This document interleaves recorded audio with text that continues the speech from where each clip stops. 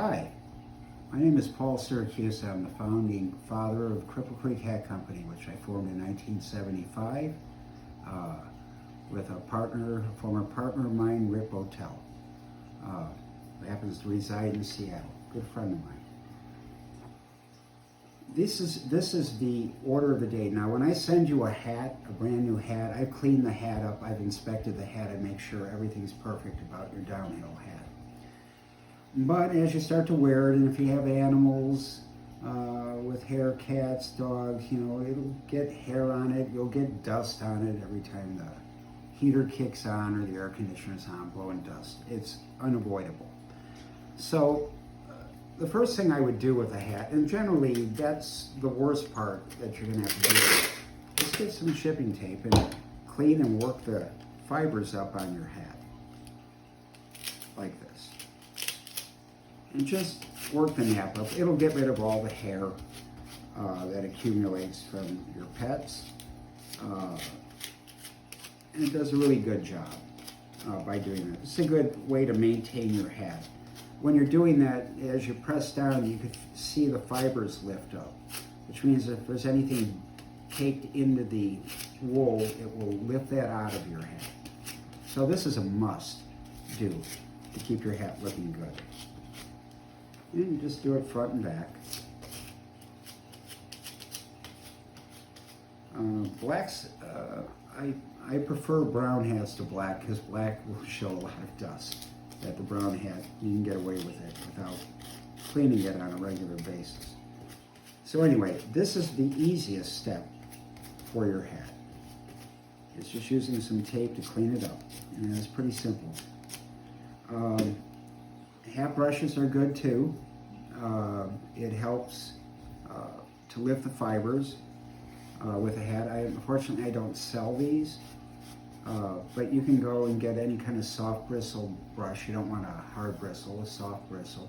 They have, someone said they have suit brushes that are soft brush that you can use on this as well. But anyway, when you're brushing a hat, you go around in the same direction with your hat all the way around when you're using any kind of a brush. As far as if you get like a really bad stain, say you get some mud or you're out in the backyard and you get mud on your hat, let it dry. Let any debris, any foreign debris that should get on your hat, let it dry thoroughly before you apply any kind of wet towel to it to wipe that off. You want to try to remove that with sandpaper if you can after it dries. And as I said, with sandpaper, you don't approach it like you're sanding a piece of wood. It's just a light brush on it. And you can see it lifts the fibers up on your hat. Makes the hat look good too. It maintains the softness of the hat. But that's really about all you do as far as like getting any kind of debris or anything on your hat.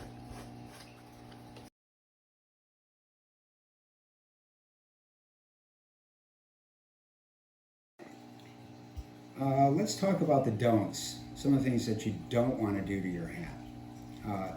Never put it in the washing machine. Ever do that. Never put it in your dishwasher. And definitely, after your hat's wet, you don't even want to put it in your dryer. These are things that have actually happened.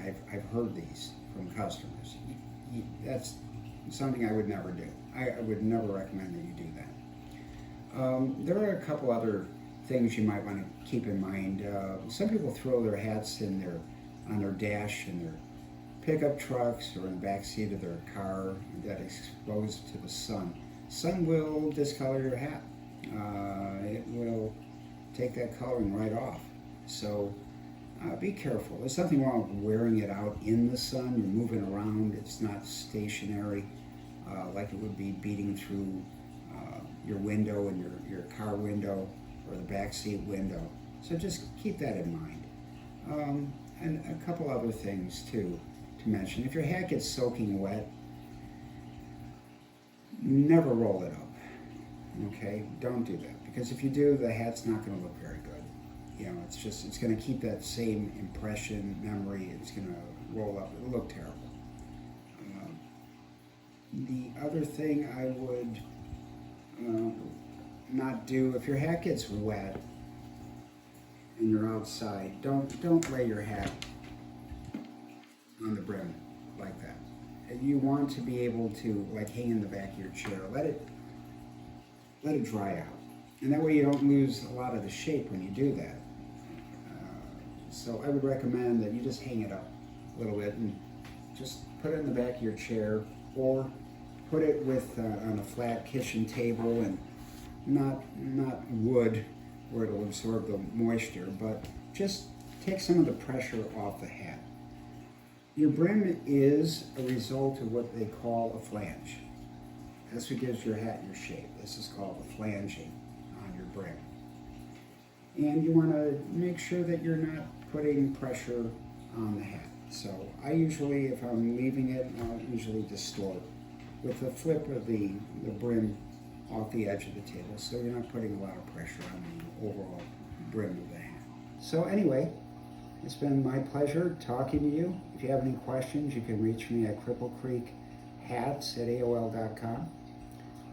For anything that I didn't cover or I forgot, there was a lot. There's a lot involved with maintaining your hat.